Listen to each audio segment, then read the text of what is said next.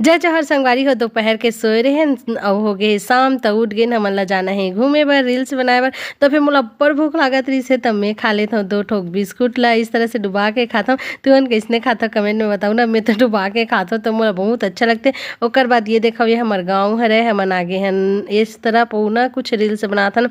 मौसम बहुत सुहाना बहुत खूबसूरत हो जाथे। तुमन ल मौसम के नज़ारा ये देख लो, रास्ता ला देख लो, पीछे पहाड़ अउ हवा इतना खूबसूरत चलत ना मैं का बताऊँ। तबे हमन ला जब भी रील बनाती थन हमन ला एकदम अर्जेंट केक के ऑर्डर आ जाते, कॉल आते मोर हस्बैंड ला। फिर हमन का करथन तुरंत वहाँ से आथन घर में स्पॉन्ज तैयार करथन। आते ही अवन में बेक होवत है स्पॉन्ज ह। ओकर बाद ये देखो मैं ह लाल भाजी ला धोवत हूँ। लाल भाजी में बहुत मिट्टी रहिस त 4-5 पानी धोए लगत रहिस। पता है मोर हस्बैंड है ना बर्तन मांजत रहिस कढ़ाई ला, वही में सब्जी ला बनाहूँ और हमन फटाफट जल्दी जल्दी आधा घंटा में ही दाल और लाल भाजी और चावल ला बनाए हन। पता है ओकर बाद